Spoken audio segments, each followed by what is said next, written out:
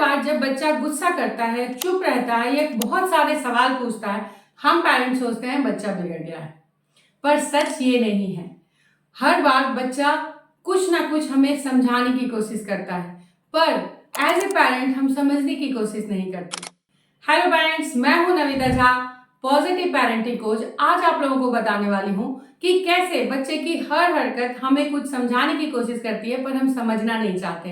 तो चलिए शुरू करते हैं वन बाय वन और जानने की कोशिश करते हैं कि बच्चे के हर एक्टिविटी के पीछे, हर गुस्सा, हर चुप रहने के पीछे वो हमें क्या समझाना चाहते हैं।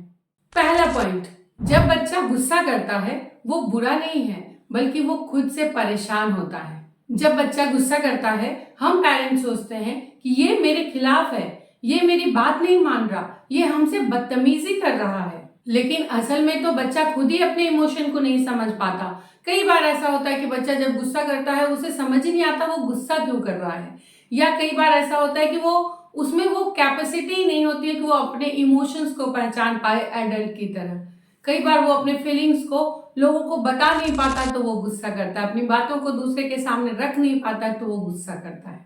एक बार सोचिए, जब आप फ्रस्ट्रेटेड होते हैं तो आप क्या सोचते हैं कि मुझे कोई अकेला छोड़ दे या मुझे अपने आप को समझने दे।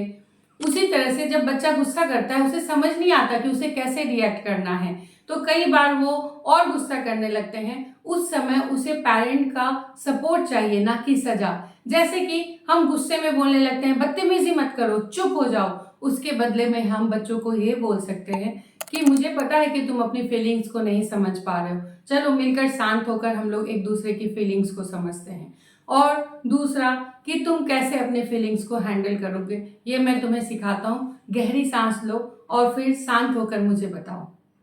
दूसरा पॉइंट, जब बच्चा सवाल पूछता है कि पढ़ना क्यों जरूरी है, मोबाइल क्यों ना देखूं, जल्दी मैं क्यों सो जाऊं, उस समय हम पेरेंट्स सोचते हैं कि ये बदतमीजी कर रहा है, चैलेंज कर रहा है, बहस कर रहा है। लेकिन ऐसा नहीं है। उस समय बच्चे जानने की कोशिश करते हैं कि हमने जो रूल्स बनाए हैं, हम जो उन्हें बात कह रहे हैं, वो उनकी क्लैरिटी चाहते हैं, क्योंकि उस समय ब्रेन डेवलपमेंट चालू होता है, उनकी क्यूरियोसिटी बढ़ी होती है। वो हर बात को मानने से पहले उसके पीछे के लॉजिक को जानना चाहते हैं, उसकी क्लैरिटी चाहते हैं। वो हर चीज को मानने से पहले वो जानना चाहते हैं कि उसके पीछे क्या रीजन है। इस तरह के सवाल पूछकर वो दुनिया को समझने की कोशिश करता है। जब हम ये बोलते हैं चुप हो जाओ, ज्यादा सवाल मत पूछो, बदतमीजी मत करो, उसके बदले में अगर आप उसे ये बोले कि वाह सवाल तो बहुत अच्छा है, चलो मिलकर हम इनका पीछे का रूल्स और लॉजिक जाने। ये सवाल तुम्हारे दिमाग में आया तो इसके जवाब हम मिलकर ढूंढेंगे। तीसरा, जब बच्चा अकेला रहना चाहता है, रूम में अकेले रहना चाहता है, खोया खोया सा रहता है, फैमिली टाइम में इंटरेस्ट नहीं लेता, तब हम सोचते हैं कि देखो बच्चे में कितना एटीट्यूड है, कितना बदला बदला सा है, वो हमसे दूर होता जा रहा है। लेकिन ऐसा नहीं होता। कई बार ऐसा होता है कि वो जब स्कूल गया है या किसी जगह पर वो सोशल मीडिया या पढ़ने के प्रेशर को लेकर या किसी और पीयर प्रेशर, किसी के एक्सपेक्टेशन को लेकर, चीजों को लेकर वो इमोशनली ड्रेन्ड होता है, तो वो अपने आप को अकेले रख के रिसेट करने की कोशिश करता है। तो उसे समय दीजिए ताकि वो अपने आप को रिसेट कर सके। जब बच्चा अकेले रहना चाहता है तो हम हमेशा ये बोलते हैं कि बड़ा हीरो हीरोइन बनने चला है, बहुत डिप्रेशन डिप्रेशन लगा हुआ है। उसके बदले में हम उसे ये बोल सकते हैं कि मुझे लग रहा है कि तुम थोड़े थके हुए से हो। जब तुम्हारी थकावट चली जाए, जब तुम फील करो कि मुझसे तुम बात कर सकते हो, तो मैं यहीं बाहर हूं, तुम मुझसे कभी भी बात कर सकते हो।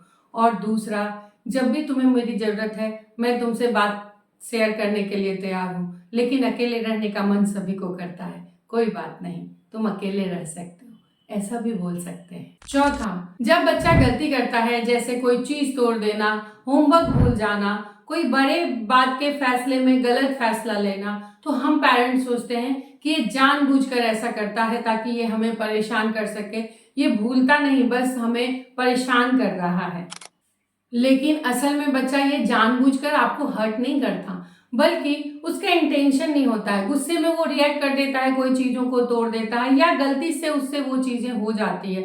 वो बिना सोचे समझे कोई काम कर लेता है जिससे कि गलत फैसला हो जाता है, या किसी खेलने या बचपना के अनुसार वो होमवर्क भूल जाता है। इसमें वो आपको हर्ट नहीं करना चाहता। बच्चा तभी बहुत परेशान हो जाता है कि इन चीज़ों को कैसे सुधारें। और हम पेरेंट्स ये कहते होते हैं कि तुम जानबूझकर इस तरह की गलतियां करते हो ताकि तुम हमें परेशान कर सको, तुम इन चीज़ों को तोड़ दिया, तुमने इसकी प्राइस नहीं जानते हो, तुम इसका वैल्यू नहीं जानते हो। उसके बदले में हम उन्हें ये कह सकते हैं कि कोई बात नहीं, ये गलती तुमसे कैसे हुआ इसके बारे में जानते हैं और उसे हम कैसे सुधारें ये सीखते हैं। और दूसरा कि हम जब बिना सोचे समझे कोई काम कर जाते हैं तो हमसे गलतियां हो जाती हैं, उसे कैसे सुधार कर सकते हैं या कैसे सोच समझकर कोई चीज़ों को कर सकते हैं, ये भी बोल सकते हैं। बच्चा एक किताब है जिसको पढ़ा नहीं गया, बस जज किया गया। हम उनकी गलतियों को उसका कैरेक्टर समझ लेते हैं और उसके बारे में गलत सोचने लगते हैं और गलत बातें बोलने लगते हैं।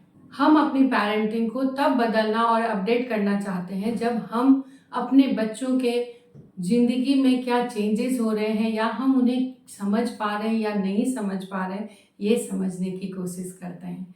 तो मैं नविता झा आप लोगों से बस ये उम्मीद करती हूँ कि आप अपने पेरेंटिंग को अपडेट करें, जानें, अपने बच्चों को समझने की कोशिश करें, उन्हें जज ना करें, उनके लिए फैसले ना लें।